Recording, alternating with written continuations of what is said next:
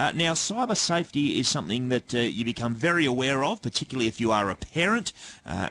Personally speaking here, I'm petrified about the idea that the wrong people are trying to contact my little girls online, so you take all the precautions that you can, but at the same time it is a complex place, the internet, and that is why the story written by Nicole Cox from watoday.com.au about a former WA policeman who has now turned full-time into cyber safety, started a business called Surf Online Safe. His name is Paul Litherland and he joins us now. G'day, Paul. Hi Peter, how you going? You're going really, really well, mate. Tell us a little bit about your former career in the police force and what prompted you to say, no, I've got a calling and cyber safety is that calling. Well, since joining the police barely 20 years ago, I've always had an interest in education and especially working with kids and adults in all aspects of life, let alone cyber safety. So it was just something over the last 5 to 6 years in particular, I got a key interest in. So it really just evolved from there, and difficulties with being a full-time police officer and trying to get Surf Online Safe up and running and focus on that too became very, very difficult because the popularity and the interest in cyber safety was just massive. So yeah, I decided last month to pull the pin and focus solely on my Surf Online. Okay, and the general knowledge out there, Paul, are you finding that there's a lot to learn, particularly for parents, about the ways that some nasty people online are trying to groom our children?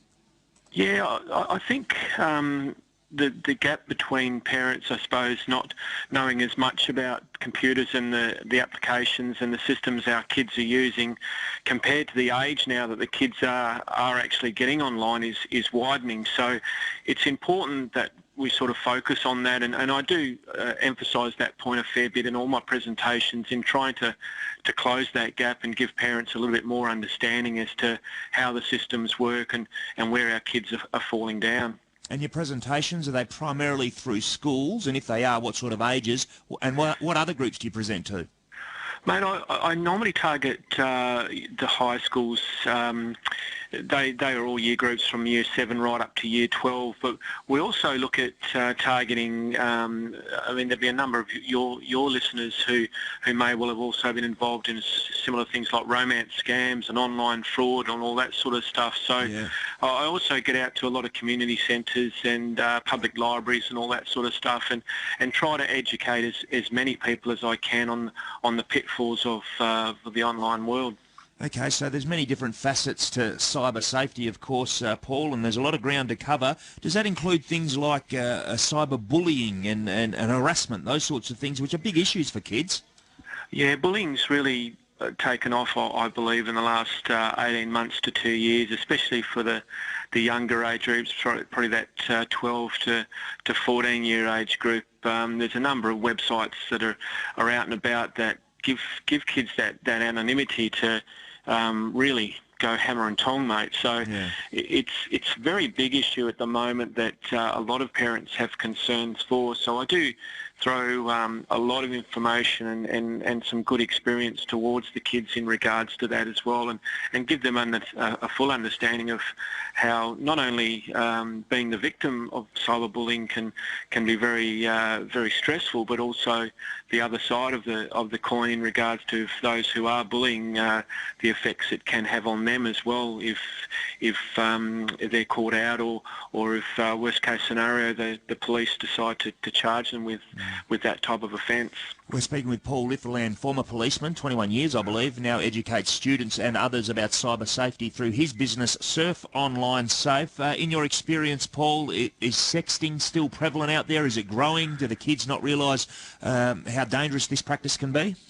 I don't think sexting is growing per se. I do believe that kids are becoming more risky, and it is a pretty good issue for many schools around the state, because kids tend to be a lot more open with their images online and sort of sharing that information with their peers and with boyfriends or girlfriends. And I think with the online world in particular, a lot of our kids are still of the assumption that if something's sent electronically and And as an example, a girl sends her boyfriend a nude, let's say, and he promises that he'll never send it on. But it's such a massive decision to make, and it's not like it's a physical photo where that could hopefully be ripped up or destroyed or lost. But once it's online, it's there forever potentially, and more importantly, the trust factor is, as much as that relationship may be great at the time, but if it does break down, then there's always that fear that that image will get out there. So that's one of the biggest concerns most parents have, and what a lot of the kids don't really understand at this stage, or this early stage of their lives. And Paul, speaking about trust, tell us a little bit about, I found this very interesting in Nicole Cox's article on watoday.com.au. Tell us about the Gemma Francis experiment. I created a false profile on a popular social networking site through most of the schools I present to. It's a terrific social experiment, and it gives a good explanation to the kids about how vulnerable their information really is. And it's a great tool because the kids tend to be very trusting of people they meet online, and they'll have someone like yourself and I, Peter, if we meet someone online for the first time, we're very cautious initially. We won't let them into our world, but what our teens tend to do is just have a look first, see who it is, let's accept them as a friend, and if we're interested in them, we'll keep them there, but if not, then we'll get rid of them. So it's amazing how many kids actually do accept a friend request from my profiles, but it's not surprising in the fact that it's quite common. So it's just a matter of trying to, as I said, it's a great tool for them to see that they accept a stranger into their world, and basically that person now knows as much as they can about them, especially the stuff they're posting. So it's important for them to see that. So it assists them in developing and monitoring their safety online, and gives them a good reminder as such to how vulnerable they can be. And what kind of reaction do you get, Paul, when you stand up in front of a school group and say, well, 75% of you have accepted me as a friend, I know a lot about you, I'm actually not Gemma Francis, I'm Paul Litherland? You get some varied responses. It sounds weird, but every now and again you'll get a ooh or a oh my God.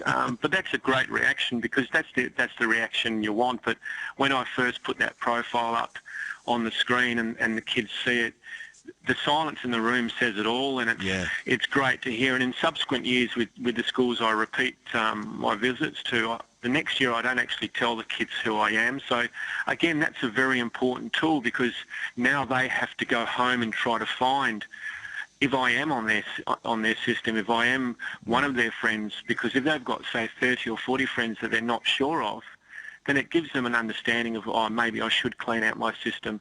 And you might have to change that name now, Paul, now that it's out in the open.